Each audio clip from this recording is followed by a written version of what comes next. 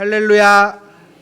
오늘 이 귀한 새벽 성회에 나오신 모든 성도님들을 진심으로 축복하고 환영합니다. 이 예배를 통하여서 우리 성도님들께 깊은 은혜와 주님의 사랑이 경험되는 귀한 시간 되길 진심으로 소망합니다. 오늘의 본문에서는요, 제자들이 예수님께 한 가지 질문을 하게 되는데요.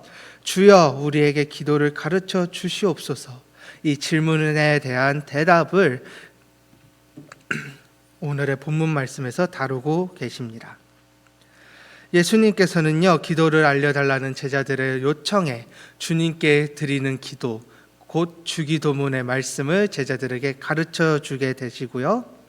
이 주기도문에 대해서 말씀해 주신 다음에 나온 말씀이 바로 오늘 저희가 나눈 본문의 말씀입니다.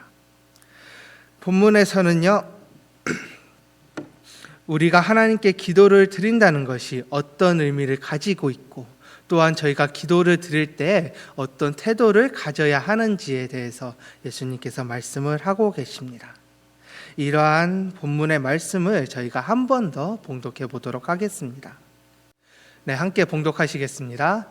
내가 또 너희에게 이르노니 구하라 그러면 너희에게 주실 것이요, 찾으라 그러면 찾아낼 것이요, 문을 두드리라 그러면 너희에게 열릴 것이니 구하는 이마다 받을 것이요, 찾는 이는 찾아낼 것이요, 두드리는 이에게는 열릴 것이니라. 아멘. 예수님께서는요, 저희가 기도를 할 때 구하고 찾고 두드려야 된다고 말씀하고 계십니다. 이 세 가지 기도의 태도를 강조하면서 저희가 하나님께 기도를 드릴 때 어떠한 태도로, 그리고 어떠한 마음가짐으로 이 기도를 드려야 하는지를 설명하고 계신 것입니다. 그리고 오늘 설교를 통해서는 이 구하고 찾고 두드리는 이 세 가지 태도에 대해서 얘기를 나눠보려고 합니다. 첫 번째로 누가복음 11장 9절 상반절에 등장하는 구하라 그러면 너에게 주실 것이요 라는 말씀입니다. 여기서 등장하는 구한다는 말씀은요, 단순히 말로서 요청한다 라는 그 의미를 넘어서는 깊은 의미를 갖고 있습니다. 하나님께서는요, 자신의 간절함과 절박함을 가지고 기도할 때, 그리고 이러한 마음을 가지고 하나님께 요청하고 구할 때 그 기도에 응답하시고 저희가 구하는 것을 주신다고 말씀하고 계십니다. 물론 이때 하나님께서 응답하시는 방법, 그리고 저희에게 주시는 것들이 저희가 생각했던 것과 그리고 저희가 바라던 것과는 다를지도 모릅니다. 그래서 하나님에 대한 응답에 대해서 마음에 들지 않을지도 모릅니다. 하지만 하나님께서는요, 언제나 선한 방법으로, 그리고 저희에게 가장 알맞는 방법으로 기도에 응답을 해주십니다. 성경에서 등장하는 가장 대표적인 예시가 있지요. 바로 사무엘상 1장에 등장하는 한나의 기도가 그것입니다. 한나는 본래 자녀가 없는 몸이었습니다.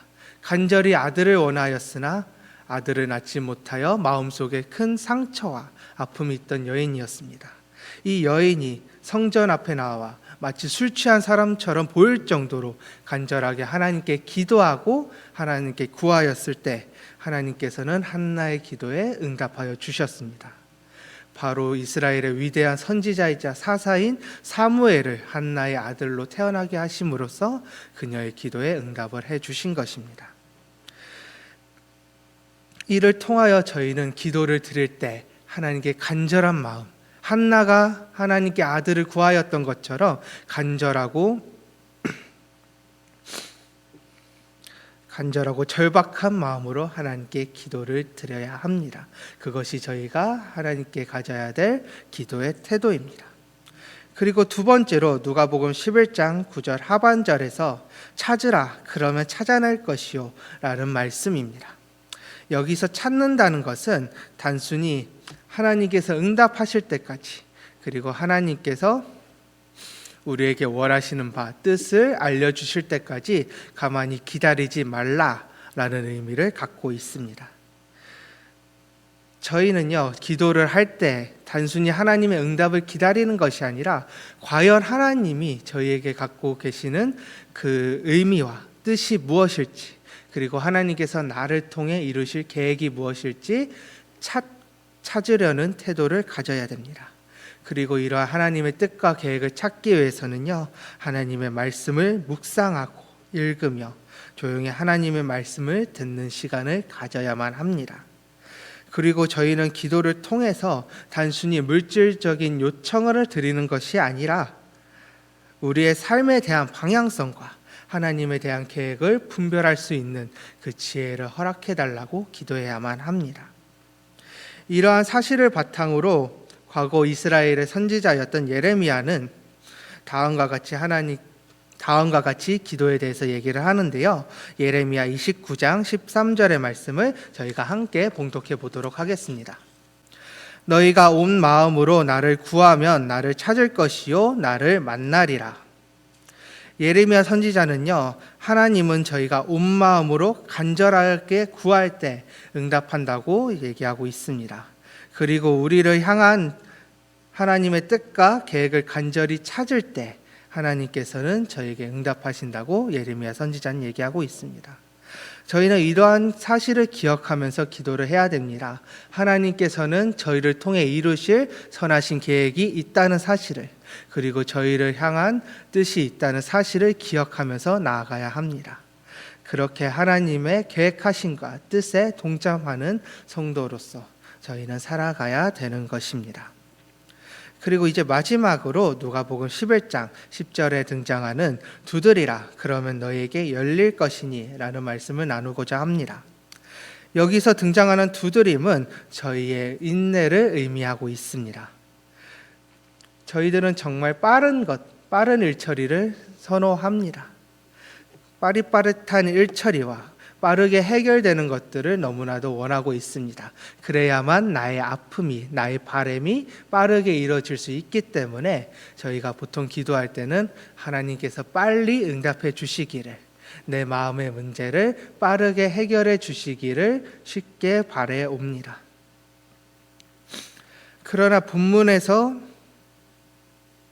하지만 본문에서는 이러한 하나님의 응답이 빠르게 나타난다고 말씀하지는 않습니다. 특히 본문에 등장하는 문은 한 번 두드렸다고 바로 열리는 것은 아닙니다. 계속해서 문을 두드리고 포기하지 않는 그런 끈기 있는 모습을 저희에게 요청하고 있는 것입니다. 기도에는 인내가 필요합니다. 어떤 기도는 기도하는 즉시 하나님께서 응답해 주시기도 하시지만 어떤 기도는 일주일, 한 달 혹은 몇 년에 걸쳐서 응답을 기다려야 하는 경우도 있습니다. 그리고 하나님께서는 이렇게 오랫동안 기다리는 응답을 통하여서 저희가 하나님의 음성을 간절히 기대하고 간절히 기다리는 훈련을 시켜 주십니다. 이를 통해서 하나님께서는 저희를 더 깊은 신앙의 자리로 인도하여 주시는 것입니다. 예수님의 비유의 말씀 중 하나인 한밤중의 친구처럼 우리가 포기하지 않고 계속 문을 두드릴 때 하나님께서는 결국 저희의 기도에 응답을 해주십니다. 마치 하나님께서 나의 기도를 무시하는 것 같고 나의 기도에 침묵으로만 대답하시는 것 같을지라도 그렇지 않다는 사실을 기억하시길 바랍니다. 그 시간이 우리가 생각했던 것보다 훨씬 오래 걸리고 훨씬 오랜 기간이 걸릴지라도 하나님께서는 결국엔 그 기도에 응답을 해주십니다. 그리고 이 기도를 통해 저희에게 향하신 뜻과 그 계획하심을 저희에게 알려주십니다. 여기서 우리가 기억해야 될 중요한 진리는요, 기도는 단순히 원하는 것을 요청하는 것이 아니라 하나님이 우리를 향하신 그 깊으신 뜻과 계획에 동참한다는 것입니다. 그리고 이러한 계획에 동참하기 위해서 우리는 하나님께 간절함으로 기도를 드려야 되고요.